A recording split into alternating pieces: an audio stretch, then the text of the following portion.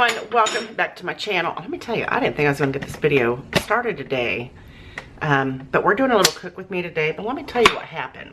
I was getting ready to make a fruit salad. Let me tell you what, the weather got bad. They issued tornado warnings.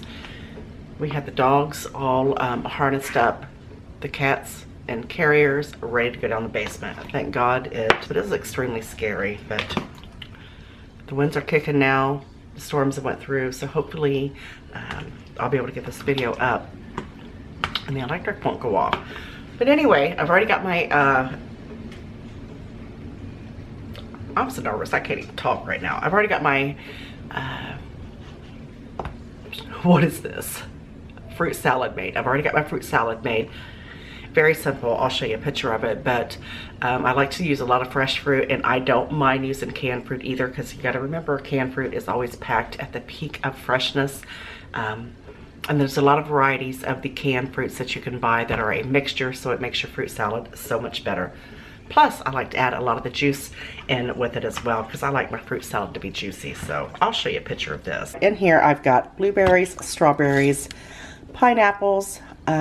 What else do I have in here? Pears, apples. I used a can of the fruit cocktail because that's what I had on hand, because I forgot to buy some grapes. I used the ones with a lot of the cherries in it, because I like those. And see, I like my fruit salad to have some juice in it. I like to be able to slurp that juice, but that's what's going to be for dessert today. I also bought some blackberries, but Olivia ate them. Or she ate most of them anyway. But today we're going to do a new recipe to us. It is a cheese ravioli that I've never made before. We're going to make a nice sauce to go over it, and I'm going to follow exactly the directions of the sauce. I'm not going to alter anything because I'm going to see, you know, how we'd like. Okay, the recipe calls for 3 tablespoons of salted butter. I'm using 6 because I'm doubling the sauce recipe. Remember? I always double the sauce. If I'm looking up a new recipe, I double the sauce. Gotta double the sauce. We're gonna get this melted, and then we're gonna add in 6 cloves of garlic. Again, this is double the recipe. So if you're just making just one individual unit of the recipe, then you're just gonna cut all of the ingredients that I'm adding in half. We're gonna add our garlic. That's about 6 cloves of garlic minced. And then we're just going to cook this just for a couple minutes until that garlic infuses right into that butter. Now it says to add 2 tablespoons of flour. So we're going to be adding 4, but I think I'm going to start off with 3 just to see where we're at. 2.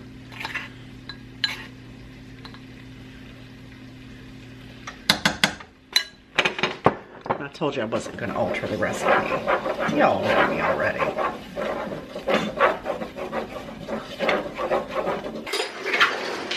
Then we're going to add about 2 tablespoons of tomato paste. I'm just going to add 2 heaping spoons of it.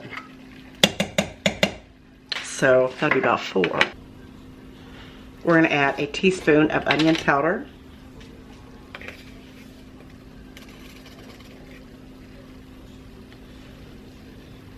Gonna have a lot of flavor, that's for sure. Let's see what else we need. A teaspoon of dried basil and a teaspoon of oregano. It'll all work out. You gotta trust your girl.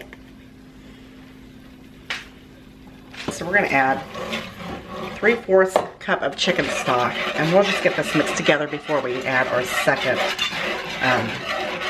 3/4 cup. Oh my goodness, look at that. Look how pretty that is.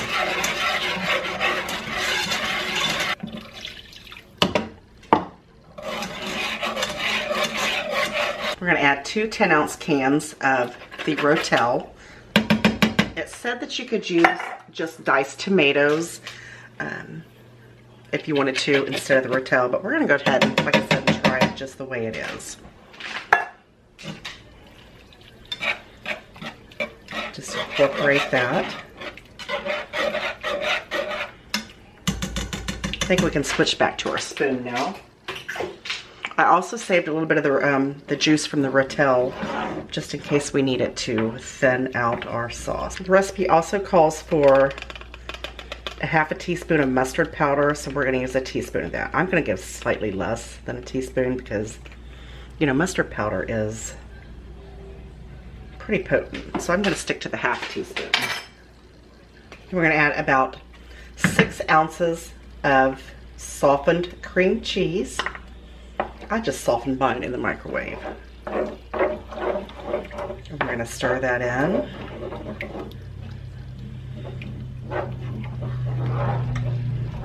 So we're going to add a cup and a half of half and half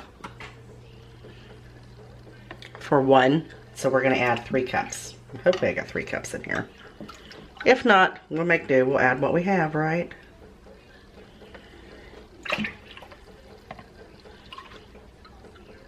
Two and a half.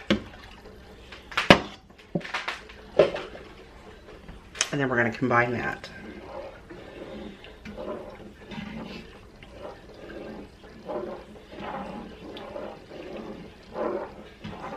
I love the color of this.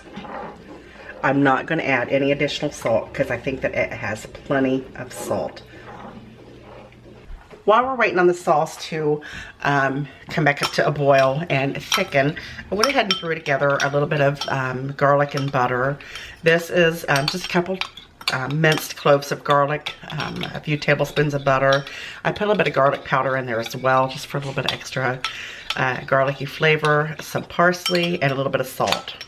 So I'm just going to kind of spoon this over my cut French bread.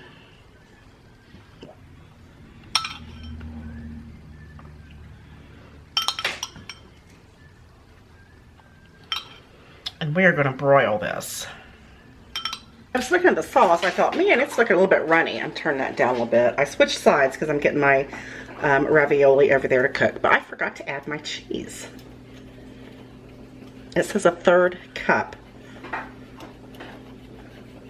Who adds a 1/3 cup of cheese to pasta?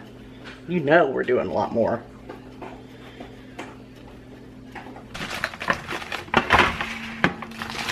Now this is what I'm using. This is the cheese ravioli. I would imagine that you could use the beef ravioli as well. It says ready in 3 to 5 minutes. Got my bread in the broiler. We're going to add our ravioli.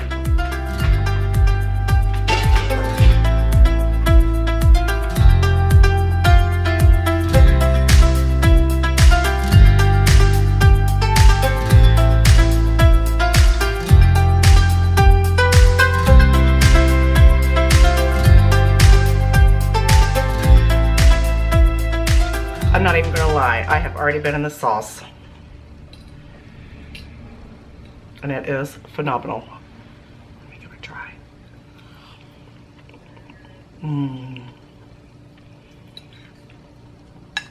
That is amazing. I wouldn't change a thing. You have to make sure that you make this. Whole family loved it. It's phenomenal. You know I love you guys so very much. I appreciate you, and I'll see you on the next one. Bye-bye. Take care.